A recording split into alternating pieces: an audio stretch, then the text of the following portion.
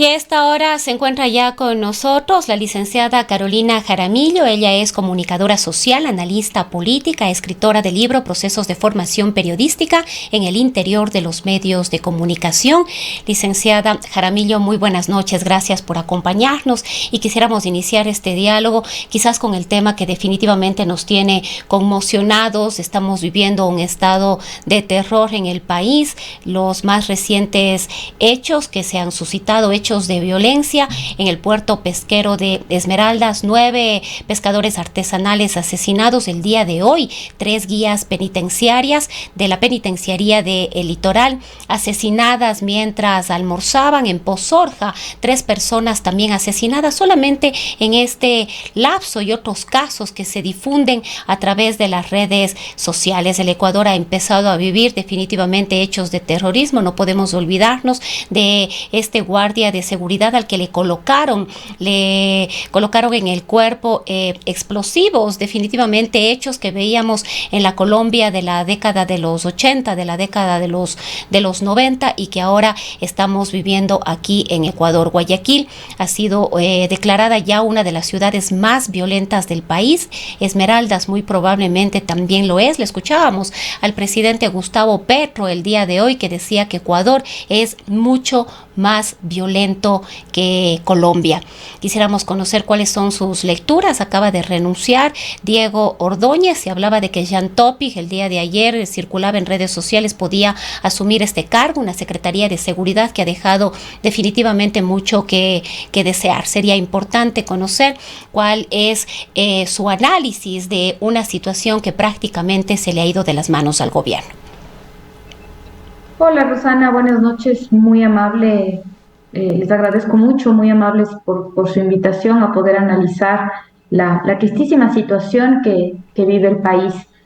Usted ha hecho una descripción de hechos de las últimas 24 horas que lamentablemente no es sino una recopilación, una suma de víctimas mortales de sucesos atroces, ¿no? Espeluznantes que lamentablemente día a día nos van describiendo la situación de un país que parece estar fuera de control, ¿no? Y algo que me parece que debemos no perder de vista es que no tenemos datos oficiales, Rosana.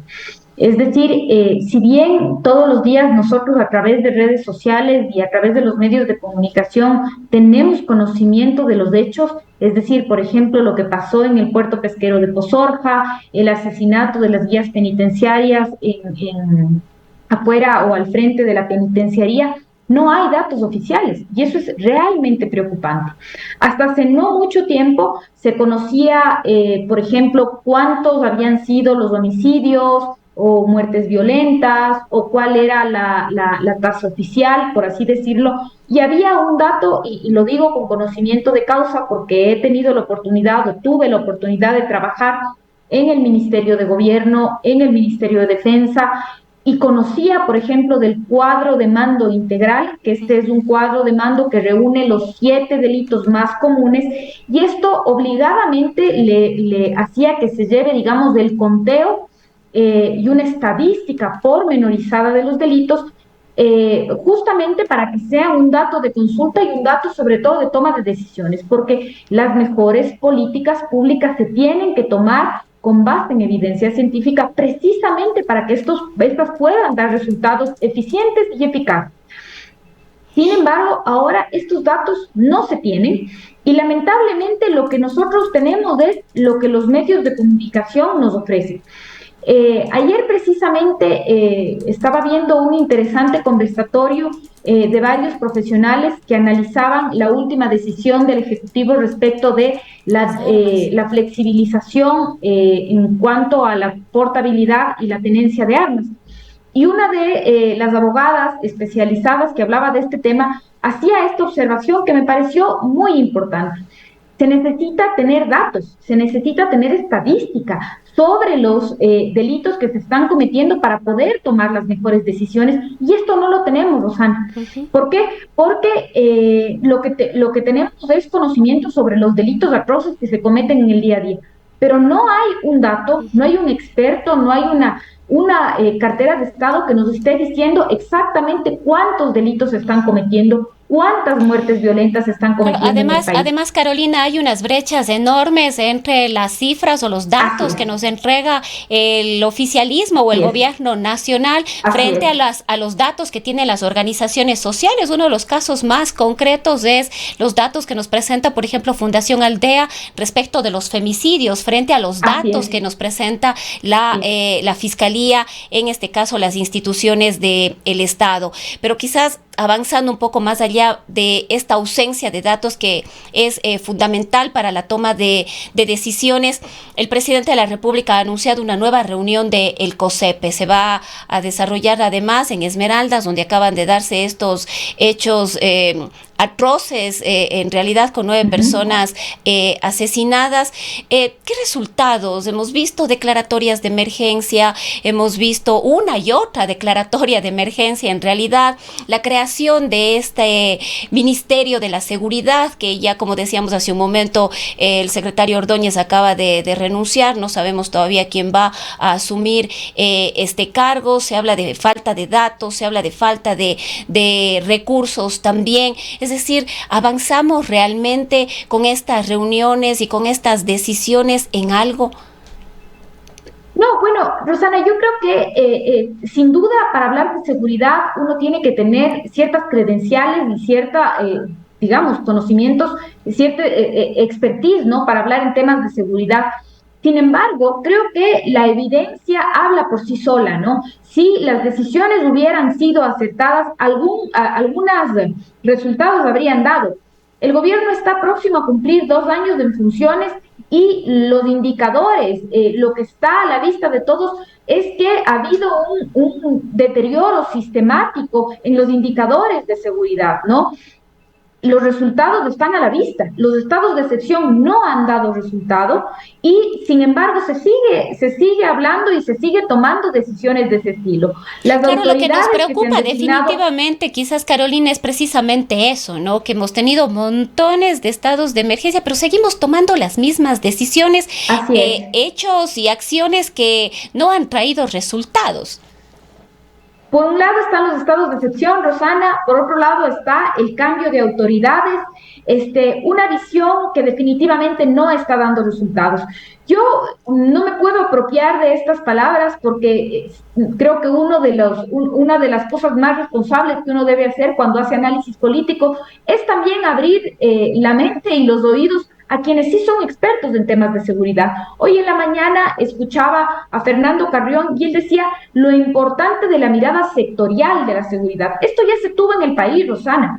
Ya se tuvo una mirada sectorial de seguridad y se tenía una infraestructura a nivel institucional cuando se tuvo el Ministerio Coordinador de la Seguridad que cobijaba precisamente los ministerios de este ramo. Está bien, se pudo haber cometido algunos errores, sin duda, pero esta mirada sectorial finalmente cobijaba todo lo que tenía que ver con este sector, el Ministerio de Defensa, los temas de inteligencia, la Policía Nacional, y de alguna manera se entendió que había un mando civil que estaba por encima de la fuerza pública y que la inteligencia agrupaba, digamos, todo lo que tenía que ver con la seguridad, tanto de los militares cuanto de la Policía Nacional. Entonces, cuando esto, con una mirada entre comillas de austeridad, se destruyó, aquí se está viendo los resultados.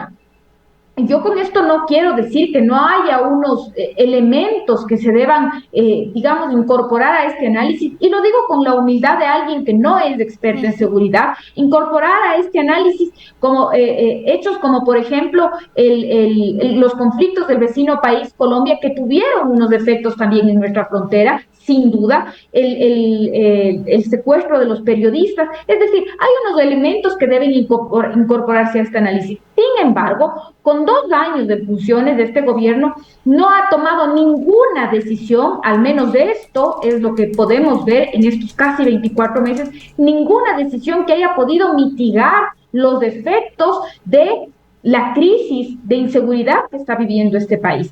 Todos los estados de excepción no han sido evaluados y salta a la vista los efectos que estamos viviendo la ciudadanía.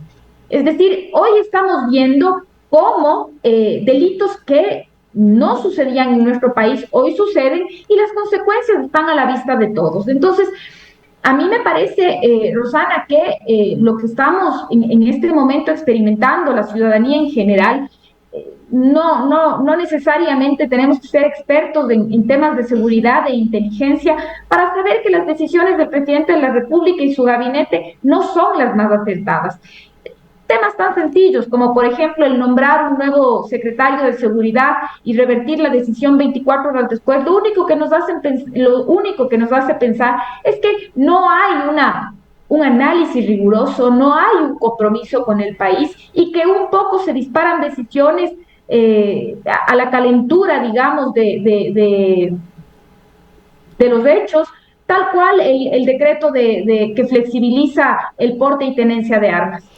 Justamente este decreto, Carolina, es una declaratoria del gobierno nacional, del gobierno del presidente Lasso, de decir ya no podemos más como Estado, no podemos más como gobierno, les vamos a entregar a ustedes, ciudadanos, las herramientas para que ustedes puedan defenderse.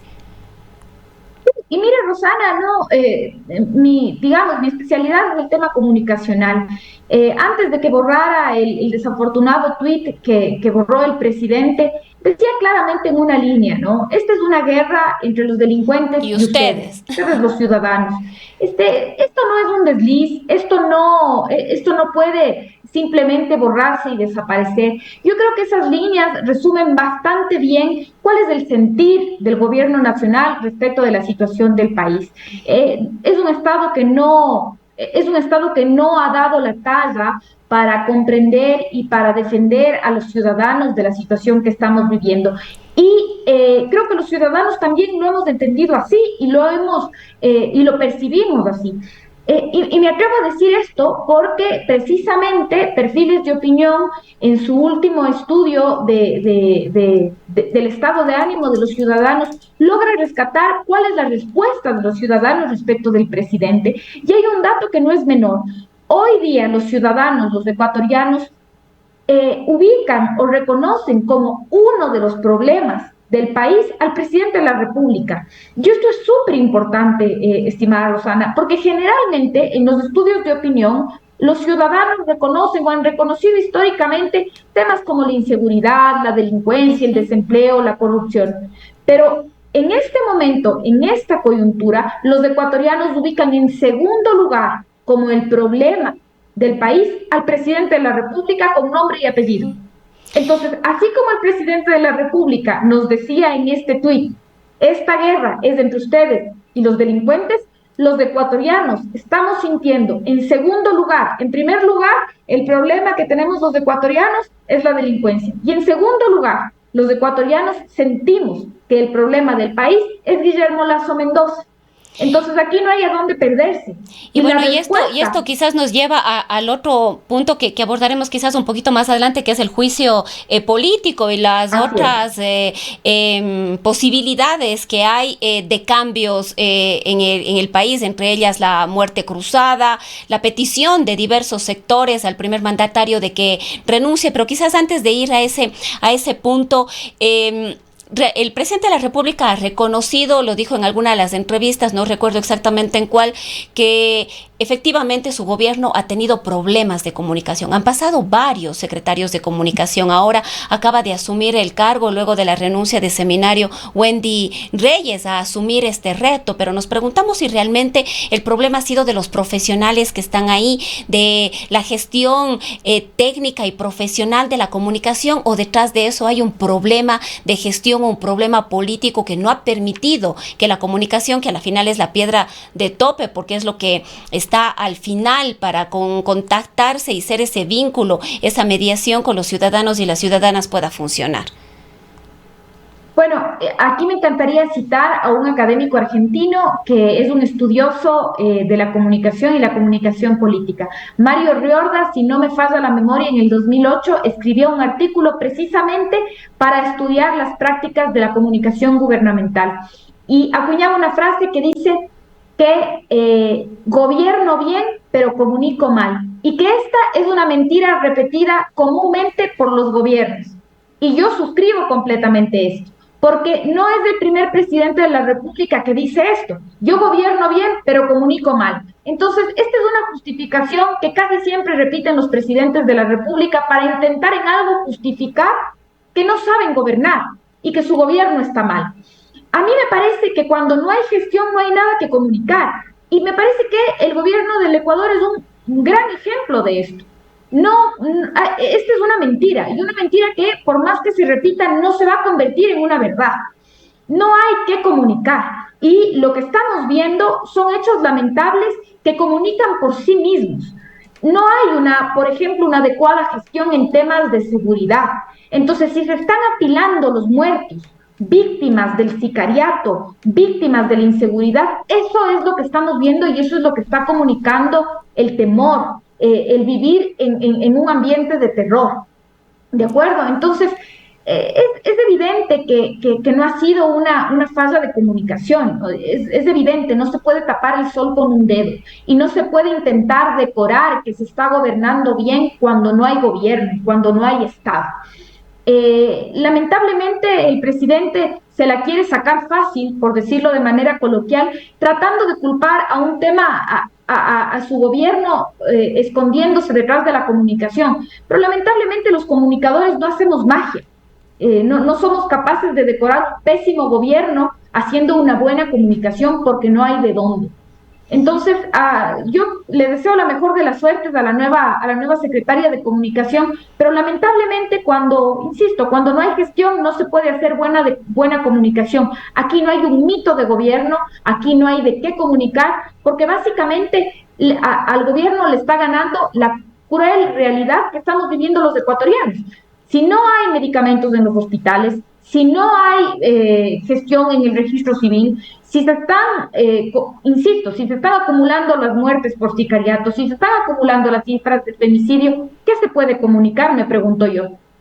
Ahora, quizás ya avanzando a ese otro punto, Carolina, el tema del juicio político. No está descartada la muerte cruzada. Hay algunos asambleístas, inclusive, que le piden al presidente de la República que firme ya de una vez ese decreto para la muerte cruzada. Otros sectores han pedido la renuncia del presidente, han dicho que él, haciéndose eco de lo que está realmente sucediendo en el país, debería poner su renuncia, dar un paso al costado. ¿Hacia dónde vamos, Carolina, en este juicio político? Hay una serie de discrepancias, además, dentro de la propia comisión. Hay una serie de disputas por las pruebas del presidente, luego de que la Corte Constitucional admitió el juicio político únicamente en el caso de Flopec por un presunto peculado. Ha perdido fuerza el juicio político, se está negociando los votos, no ha dejado de hablarse de el hombre del maletín o la mujer del maletín, no sabemos, pero que está ya circulando también dentro de la Asamblea Nacional. Sí, bueno, el tema del juicio político, estimada Rosana, siempre va a estar bajo un riguroso análisis hasta que no llegue el día cero, ¿no? Yo creo que si algo tiene de interesante la política ecuatoriana es que es altamente impredecible. Sin embargo, a mí me gustaría mirar de cerca los estudios de opinión que tenemos. En este momento, 6 de cada 10 ecuatorianos apoyan el juicio político al presidente, ¿ya? Y esa cifra creo que debe ser escuchada, debe ser atendida y debe ser leída por los legisladores. Porque, de todas maneras, a mí me parece un poco irresponsable de los analistas políticos que se atreven un poco a leer el escenario del juicio político y apostar por si el presidente termina destituido o no. Porque, insisto, me parece que la política ecuatoriana se caracteriza por ser un tanto impredecible. El tema de los votos no necesariamente es un tema estrictamente cuantitativo, sino cualitativo por justamente las características que usted describe. Es tristemente cierto que hay una compra y venta de votos. Lamentablemente es así y hay que decirlo. Es parte de la política y de la cultura política ecuatoriana que el cabildeo termine siendo una feria de votos. No nos vayamos muy lejos. Sucedió en el gobierno anterior y vivimos las consecuencias con la corrupción presente en los hospitales, la repartición de votos de la mano de la inefable ministra Romo y su equipo de trabajo. Hubo una repartición de hospitales que tiene consecuencias fatales, incluso pérdidas de vidas humanas. Entonces, a mí me parece que más allá de intentar adivinar si el presidente va a ser destituido o no, me parece mucho más importante entender cuáles pueden ser los escenarios de gobernabilidad si el presidente termina siendo destituido o no. Si el presidente es destituido, puede que esta sea una válvula de escape y que pueda aplacar en algo las tensiones a nivel nacional con que asuma el mando el vicepresidente Borrell. Pero, ¿qué pasaría si el presidente Lasso, entre comillas, se salva de ser destituido? A mí me parece que el escenario puede ser altamente de una alta tensión a nivel de calle. ¿Por qué? Porque, insisto, no es menor el dato de que 6 de cada 10 ecuatorianos apoyan el juicio político. Y a eso debiéramos añadirle que en este momento apenas el 13% de la población apoya la gestión del presidente. ¿Qué quiere decir esto por fuera del órgano legislativo? Que a nivel de la sociedad ecuatoriana hay un rechazo contundente al presidente. Ahora, aquí vale la pena, Carolina, hacer quizás algunas precisiones. Es real que los ciudadanos mayoritariamente buscan o aspiran que se cambie de gobierno. Hay mucho descontento por todo lo que ya hemos hablado, el tema de la inseguridad, los problemas en salud, la situación del IES, el registro civil, la falta de empleo, y bueno, podríamos seguir con una lista realmente interminable, pero ¿cuánto de esto va a poder entrar, digamos así, dentro del juicio político, cuando estamos hablando de que según el dictamen de admisibilidad, únicamente se puede concentrar la interpelación en un solo caso, que es el de presunto peculado? Ya se les ha advertido de alguna manera a los asambleístas que no pueden incluir ningún otro tema, aunque las aspiraciones de los ciudadanos y las ciudadanas quizás sean esas. ¿Esto podría llevar a que se caiga el juicio político?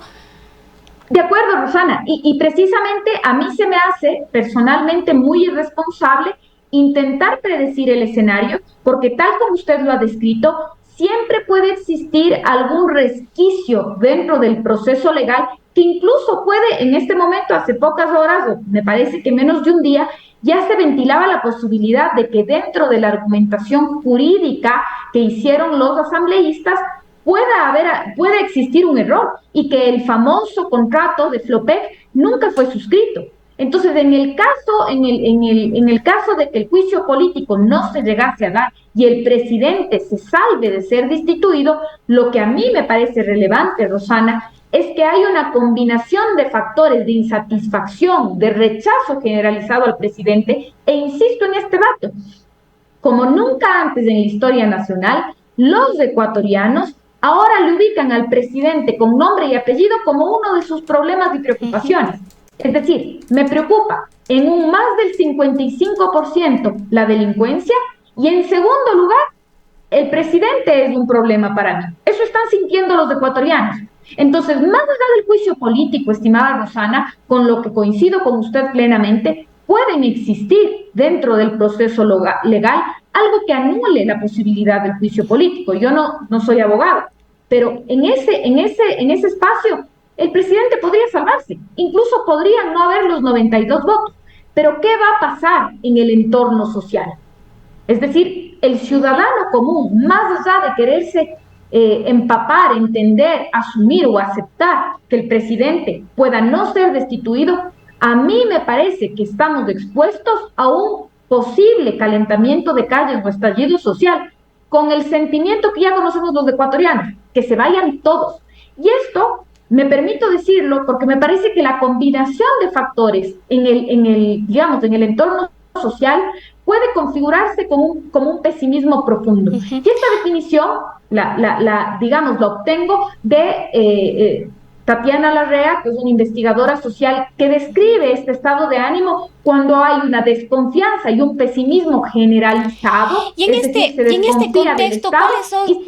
En este contexto, Carolina, ¿cuáles son las posibilidades de una muerte cruzada? Así como hay un porcentaje importante de personas que apoyan el juicio político con una credibilidad del 7% de la Asamblea Nacional, también hay un porcentaje importante que dice, bueno, que se vayan todos. La desconfianza, esa falta de credibilidad en toda la institucionalidad del país es profunda. Hay, como decía, sectores que dicen, bueno, se va el presidente y queremos que se vaya también la Asamblea Nacional. Bueno, a mí me parece que esta es la herramienta, esta es una herramienta por excelencia que tiene el presidente en sus manos. Creo que si el presidente no la ha usado, ahí sí me atrevería a decir que no le veo al presidente convencido de usarla, a pesar de que se conoce que parte de su círculo Si le hubiese ha sido su recomendado opción, ya lo usarla. hubiese hecho. Sí, yo sospecho, tengo la misma sospecha que usted, Rosana. Creo que si lo hubiera querido usar, ya lo hubiera hecho. Y me parece que esto responde a un cálculo político simple, ¿no? ¿Qué posibilidades reales tendría él, su tendencia, su partido, a reelegirse o ingresar a la Asamblea Nacional con un número igual o superior de asambleístas en unas próximas elecciones, ¿no? Pero un poco refiriéndome al estado de ánimo y la posibilidad, digamos, y este rechazo generalizado a la clase política, me parece que es algo que pudiera suceder si el juicio político y la destitución no se concretan. Porque más allá de los cálculos políticos y de esta compra-venta de votos, lo que me parece importante a mí, insisto, es entender que el estado de ánimo de la sociedad ahora mismo tiene en el foco al presidente de la República y esto para mí es ineludible, ¿no? Es ineludible y es algo que ahora mismo los asambleístas debieran estar pensándolo, al menos o reflexionándolo, antes de negociar con votos. Bien, Carolina, muchísimas gracias por haber compartido esta noche algunos criterios y análisis que son importantes en esta coyuntura política. Muchísimas gracias, Rosana. Hasta luego. Son las 19:48. Ha sido la comunicadora social y analista política Carolina Jaramillo. En Graiman sabemos que hay distintos tipos de familias. Una vida en pareja, tu pequeño